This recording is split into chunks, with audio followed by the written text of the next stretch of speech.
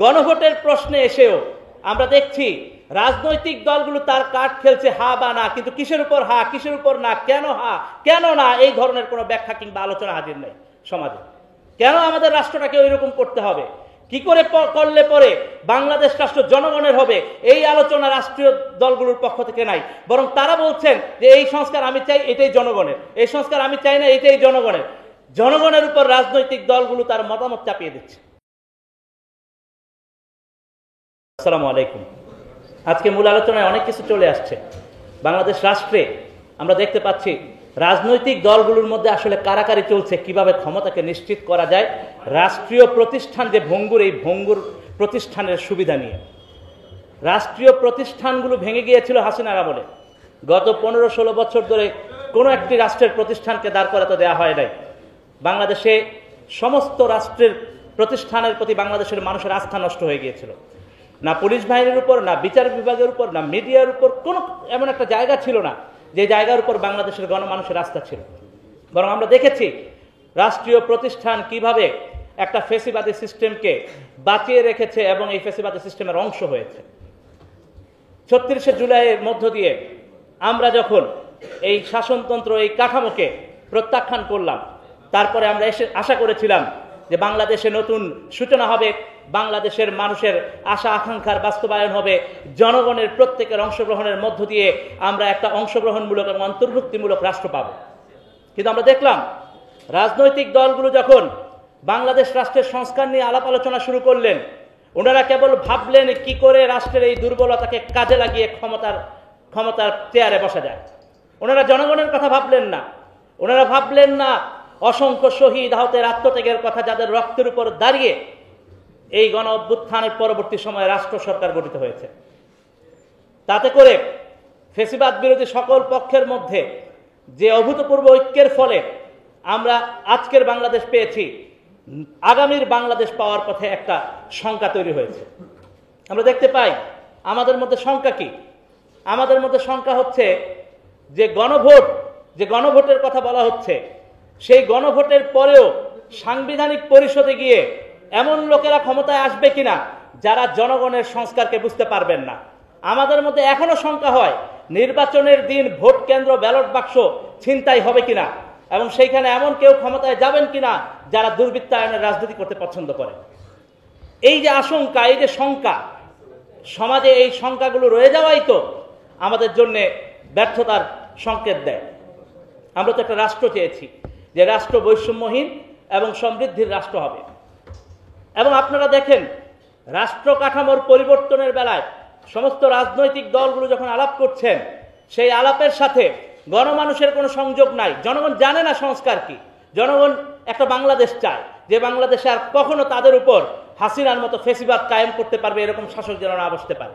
বাংলাদেশের মানুষের খুব কমন জায়গা, বাংলাদেশের মানুষের চাওয়া পাওয়ার জায়গা খুব কম। সেই জায়গা থেকে আমরা দেখেছি জনগণের সাথে সংযোগ হয় না এই সংস্কার। গণভোটের প্রশ্নে এসেও আমরা দেখছি রাজনৈতিক দলগুলো তার কার্ড খেলছে হা বা না, কিন্তু কিসের উপর হা কিসের উপর না, কেন হা কেন না, এই ধরনের কোনো ব্যাখ্যা কিংবা আলোচনা হাজির নেই সমাজে।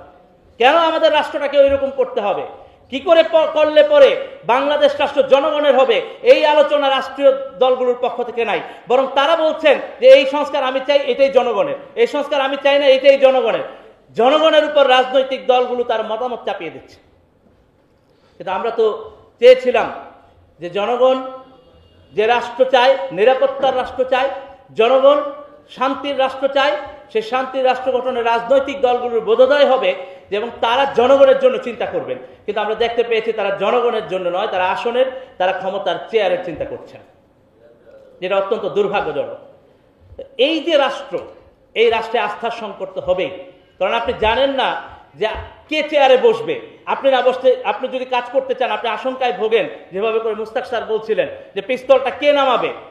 এই পিস্তল নামানোর শঙ্কার কারণে আজকে রাষ্ট্রে আমরা একটা নতুন রাষ্ট্র গঠনের একটা সম্ভাবনা থাকা সত্ত্বেও সেই সম্ভাবনায় কিছুটা পিছিয়ে গিয়েছে।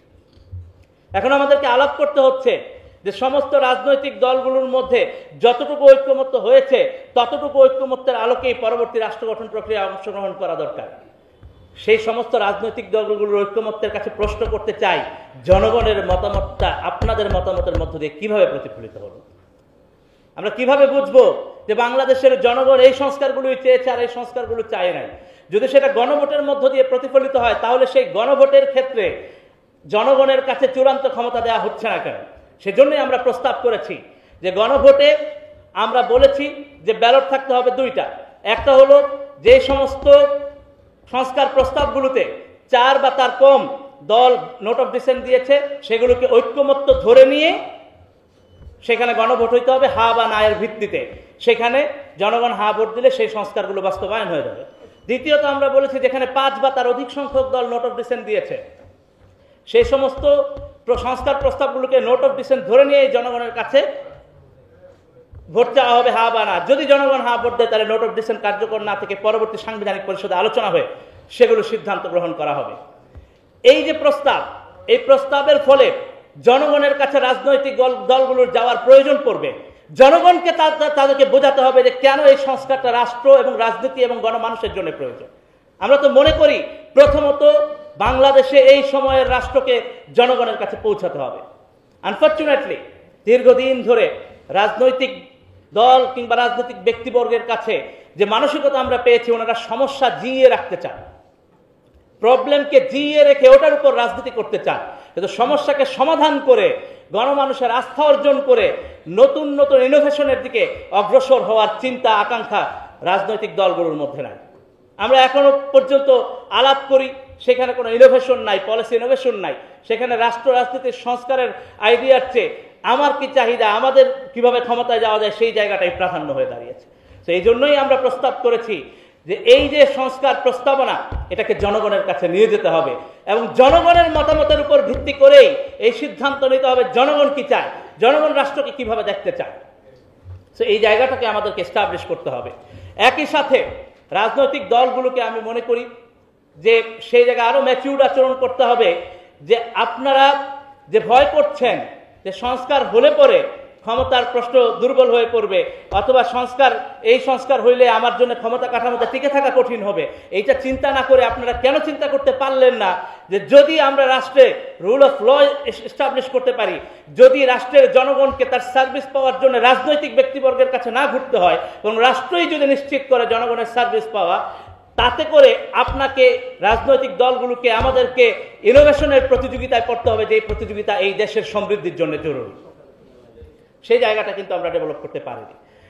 অতএব আমরা মনে করি যে বাংলাদেশের পরবর্তী রাষ্ট্র কাঠামোতে বাংলাদেশের জনগণের মতামতকে প্রতিফলন করে এই পরবর্তী রাষ্ট্রে অগ্রসর হইতে হবে এবং সংস্কারের যে চাহিদা বাংলাদেশের গণমানুষের মধ্যে তৈরি হয়েছে, বাংলাদেশের গণমানুষ যে রাষ্ট্রের মধ্যে ফ্যাসিবাদী কাঠামোর বিলুপ্তি চায়, এই সংস্কারের যে আইডিয়া, আমি মনে করি যে সমস্ত রাজনৈতিক দল এটা ধারণ করতে পারবে না, তাদের ভবিষ্যতে কঠিন অবস্থায় পড়তে হবে। কারণ হলো সংস্কারের ভিত্তিতেই বাংলাদেশে একটা ঐক্যমত্য তৈরি হবে ইনশাআল্লাহ। সেই জায়গা থেকেই আমাদের এই আলোচনা যে আস্থার সংকট দূর করতে গেলে, স্যার বলছিলেন যে আস্থার সংকট আসলে এই ঐক্যমত্যের মধ্য দিয়ে হবে না, বরং ওনার কথায় যে একটা লড়াই হবে, এই লড়াইটা আমরা তরুণেরা করতে প্রস্তুত আছি। সিনিয়ররা এখানে আছেন, আপনারা আছেন। এই লড়াই করেই এই বাংলাদেশের মালিকানা জনগণের কাছে ফিরায় দেওয়ার লড়াই আমরা করবো ইনশাআল্লাহ। বাংলাদেশের মালিকানা বাংলাদেশের জনগণের। অসংখ্য শহীদ আহত, দীর্ঘ লড়াই সংগ্রামের মধ্য দিয়ে এই স্বাধীন বাংলাদেশ আমরা পেয়েছি। আমরা রাজপথে লড়াই করেই আজকের বাংলাদেশে কথা বলার অধিকারটুকু পর্যন্ত আমাদেরকে অর্জন করতে হয়েছে। সুতরাং এই রাষ্ট্রকে বাংলাদেশের জনগণের কাছে মালিকানা ফিরিয়ে দেওয়ার ভিত্তিতেই, গণ অভ্যুত্থানের আকাঙ্ক্ষার ভিত্তিতেই নির্বাচনী ঐক্য এবং আস্থা তৈরি হবে ইনশাআল্লাহ।